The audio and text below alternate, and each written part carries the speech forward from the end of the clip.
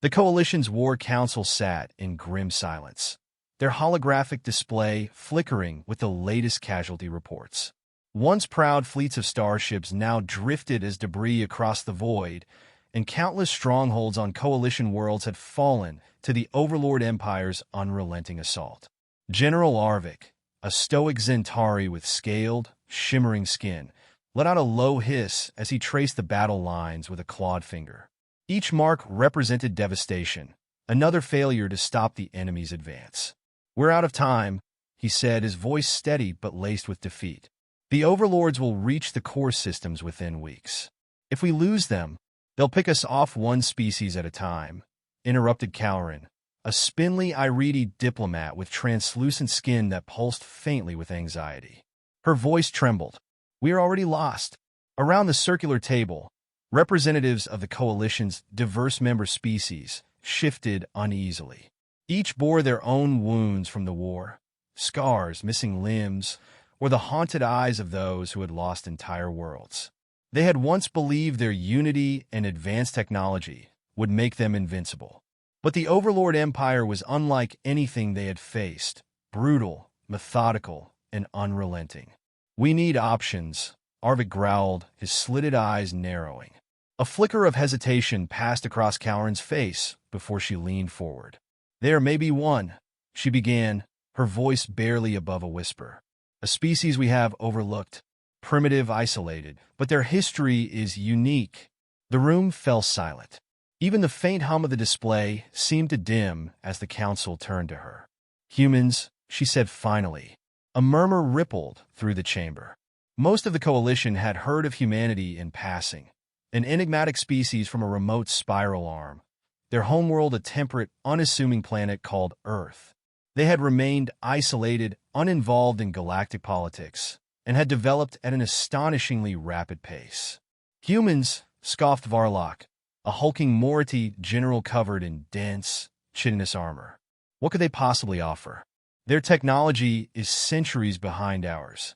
They've never fought a war of this scale." "Perhaps not," Cowrin admitted. "But their history is violent. They've fought each other for millennia. Total wars, fueled by desperation and ingenuity. Their capacity for destruction is unparalleled. Are you suggesting we place our survival in the hands of barbarians?" Varlock snapped. "Enough," Arvik said sharply, silencing the debate. He studied Cowrin, his tail curling in thought. "How do we even contact them? And what makes you think they'd agree to help?" "They already know of us," Cowrin replied. "They've been watching, quietly. Our intelligence suggests they have been preparing, though for what purpose, we do not know. I believe they are waiting for an invitation." A tense silence followed, broken only when Arvik let out a low sigh. "We have nothing to lose. Send the signal." When the humans arrived, they did so with startling efficiency. A single black vessel emerged from hyperspace, its design stark and angular compared to the sleek, organic curves favored by Coalition ships. It hung in orbit over the Coalition's central station like a silent predator. Inside the council chamber, the tension was palpable as the human delegation entered. They moved with purpose, their boots striking the polished floor in unison. At their head was a tall, broad-shouldered man clad in matte black armor that bore no insignia. His piercing blue eyes swept across the room with an intensity that made even Arvik's scaled skin crawl. "I am Captain Elias Voss," the man said, his voice a low rumble that carried authority. Behind him stood two other soldiers, a wiry woman with sharp features and calculating eyes, and a younger man with a hardened expression that belied his age. Both were similarly clad in armor, weapons resting at their sides. Arvik rose to greet them, his tail flicking nervously. "Captain Voss, we appreciate your swift response." Voss nodded curtly. "We received your message. You need soldiers." "We need hope," Cowrin interjected, her voice wavering.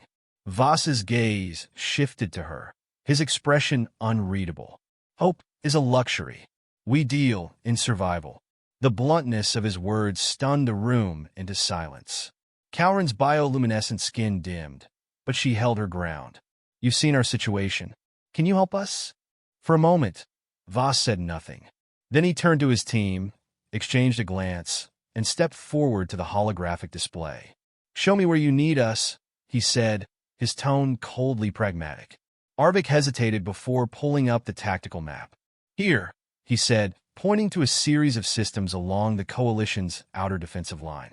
"We've fortified these positions, but the overlords have begun probing for weaknesses. Their main fleet will break through within days." Voss studied the map, his expression hardening. "You've been fighting defensively. That ends now." "What do you mean?" Kaurin asked. "You can't win by holding ground," Voss replied. "You hit them where it hurts. Supply lines, command centers, morale. Make them bleed." Varlock bristled. "You speak as if it's that simple." "It isn't," Voss said evenly. "But it's what we do." The humans spent the next few hours poring over Coalition data, asking pointed questions about the Overlord forces, their tactics, and their weaknesses. The alien representatives, initially skeptical, found themselves drawn in by the humans' confidence and clarity. Finally, as the council meeting adjourned, Arvik approached Voss. "Your methods, they seem ruthless." "They are," Voss admitted. "You called us because you were losing. Winning means making hard choices. Can your people handle that?" Arvik hesitated, the weight of the question pressing down on him. But as he glanced around the chamber, at the tired faces of his allies, at the holograms of destroyed worlds, he knew there was only one answer. "We'll do what we must," he said. Voss's lips curled into a faint, humorless smile. "Good. Then let's get to work." As the humans departed, the council sat in silence, the weight of their decision settling over them. For the first time in months, there was a glimmer of hope, but it was a hope tempered by the chilling realization of what they had unleashed. The first battle with the humans unfolded on a barren, windswept moon where the Coalition had hastily fortified a defensive position. The Overlord forces descended like a tidal wave, their war machines lumbering forward with mechanical precision, their soldiers roaring a war cry that had broken countless armies before. The Coalition lines braced for the inevitable, their leaders grimly aware that this position, like so many others, would likely fall. Then humanity struck. From the shadows of craters and jagged cliffs, the humans emerged, their movements swift and precise. They wore dark, adaptive armor that seemed to absorb the light, and their weapons hummed with restrained power. Coalition troops, huddled in trenches, watched in stunned disbelief as the humans charged, not toward the Overlord army's front line, but deep into their flanks. Captain Elias Voss led the assault, his sharp, commanding voice cutting through the chaos over comms. He moved like a predator, each step purposeful, each shot from his plasma rifle finding its mark. Flanking him was Sergeant Maya Chung, her sniper rifle hissing with energy as she dropped Overlord officers one by one. The enemy, caught off guard by the ferocity and precision of the attack, faltered. Private Dax Carter, younger and less seasoned, but no less deadly, fought with a reckless intensity that bordered on savage. At one point, an Overlord soldier twice his size charged him, its massive war axe swinging down in a deadly arc. Dax sidestepped with a speed that seemed impossible, planting a blade into the creature's exposed neck before firing a shot into its chest for good measure. He turned, blood spattered across his visor, and grinned grimly. Overlord reinforcements scrambled to adapt, redirecting their forces to confront the humans. But humanity's tactics were unlike anything the Overlords, or even the Coalition, had ever seen. Where Coalition forces relied on structured formations and advanced technology, the humans employed chaos as a weapon. Explosions tore through supply depots and command centers. Smoke grenades and electronic jamming devices plunged the battlefield into confusion. Coalition soldiers, initially paralyzed by shock, began to rally. Inspired by the humans' audacity, they pushed forward, exploiting the openings created by the ruthless assault. General Arvik, observing from a command post, could hardly believe what he was seeing. The Overlords, for the first time, were retreating. As the battle raged, an Overlord dreadnought descended into the moon's atmosphere, its shadow casting a pall over the battlefield. The colossal warship unleashed a barrage of energy beams that decimated Coalition positions. Captain Voss, watching the devastation, issued new orders without hesitation. "Maya, take it down," he said. "On it," she replied, already scaling a rocky ridge with her rifle strapped across her back.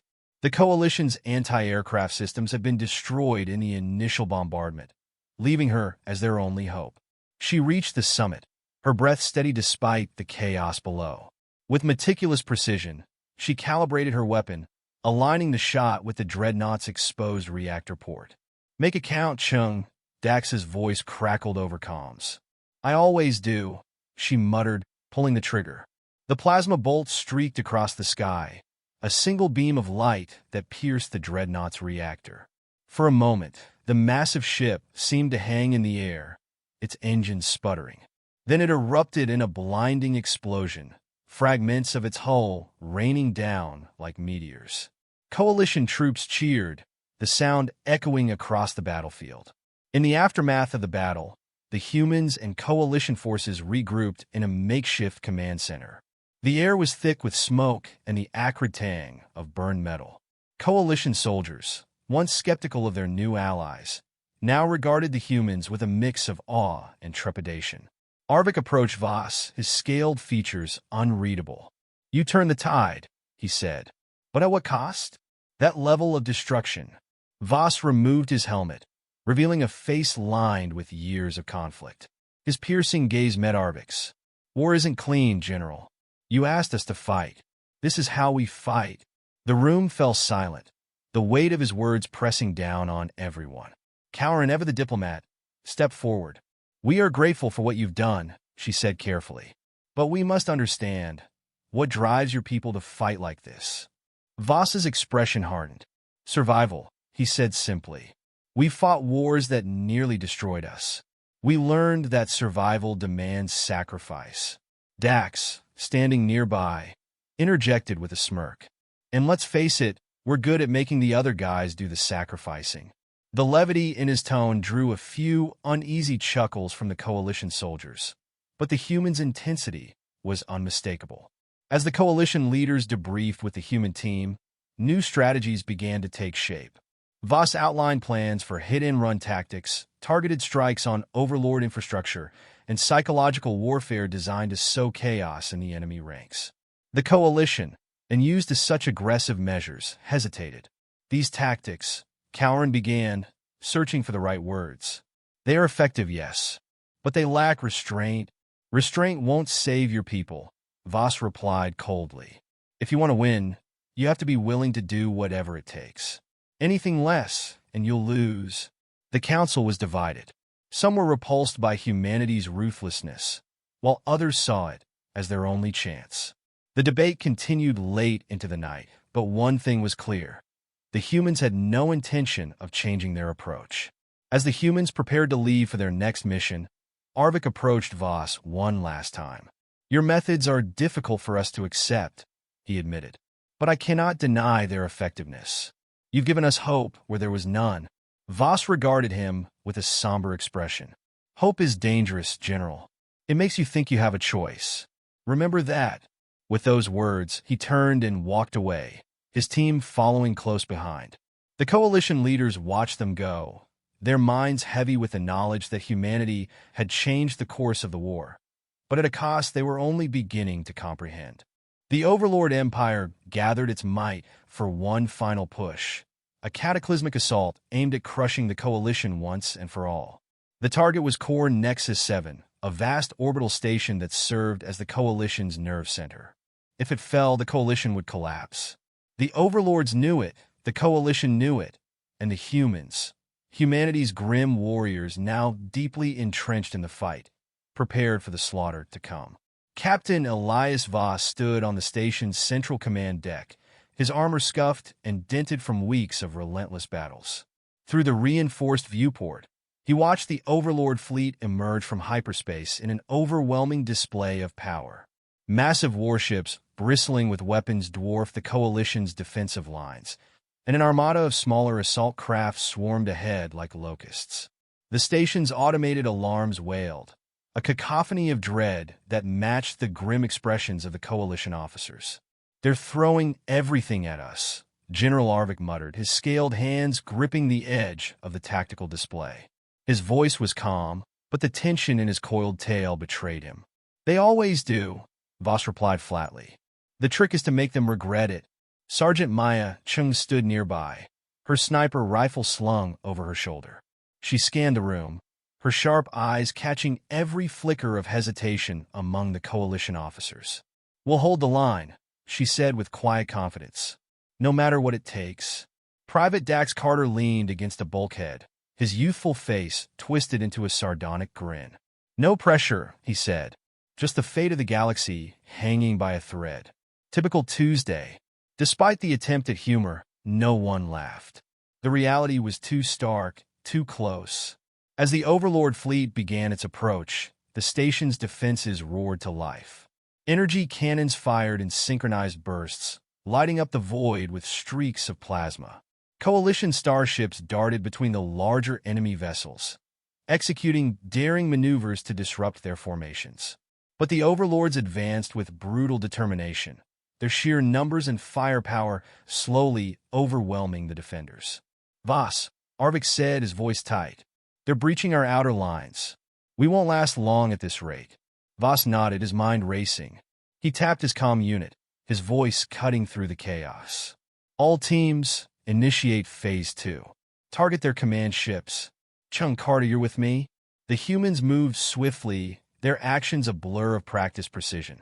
They navigated the labyrinthine corridors of the station, heading for the hangar where a small, heavily armed shuttle waited. As they boarded, Maya glanced at Voss. You're sure about this? It's suicide. Most things worth doing are, he replied grimly. The shuttle launched, slipping past the chaos of the battle. The Overlords barely noticed it, their attention focused on the Coalition's crumbling defenses. Voss and his team had identified the enemy fleet's command vessel, a massive dreadnought at the center of the formation. If they could disable it, the Overlord forces would lose cohesion, buying the Coalition the time it desperately needed. The approach was harrowing. Enemy fire streaked past the shuttle as Maya worked the controls with steady hands, weaving through the gauntlet of destruction. Dax manned the ship's rear gun, returning fire with feral glee. Is it just me? He shouted over the comms. Or are they getting pissed off? Keep them pissed, Voss replied. They breached the dreadnought's outer hull with a precision strike, carving an opening into the massive vessel's flank. The shuttle latched onto the breach, and the humans stormed inside, their weapons blazing. Overlord soldiers, towering and heavily armored, roared in rage as they fell to precise bursts of plasma fire. The humans moved with ruthless efficiency, clearing corridors and planting charges along critical systems. The dreadnought's internal structure, a maze of glowing conduits and shadowed passages, echoed with the clash of combat. Maya took point, her sniper rifle dropping enemies before they could react, while Dax covered the rear with a barrage of suppressive fire. Voss led the way toward the command bridge, his eyes cold and focused. Every step brought them closer to the heart of the Overlord fleet and closer to their own deaths. As they reached the bridge, they encountered fierce resistance. Overlord officers barked orders, and waves of soldiers poured in to defend their leaders. The humans fought with everything they had, their movements a seamless blend of strategy and instinct. Dax's armor was scorched from near misses, Maya's ammunition was running low, and Voss carried a wound in his side that he refused to acknowledge. Finally, they reached the command console, a massive, glowing interface that controlled the dreadnought systems. Maya began overriding the security protocols, her fingers flying across the controls. This will take time, she warned. We'll give you all the time we have, Voss said. The Overlords launched a final, desperate counterattack. The humans held their ground, their weapons blazing, their voices raw from shouting orders and warnings.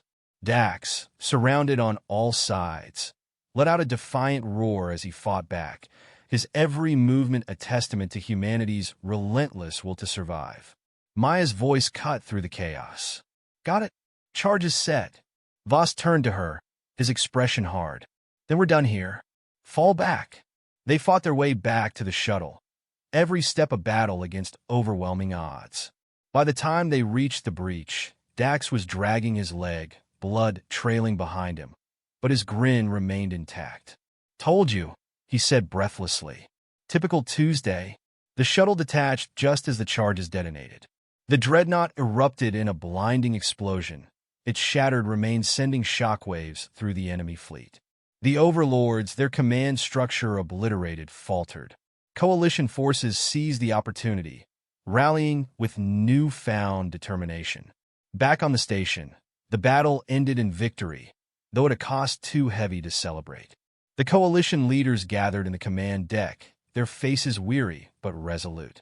Arvik approached Voss, who stood apart, staring at the viewport where the wreckage of the dreadnought drifted. "You've done more than we ever could have asked," the Zentari general said.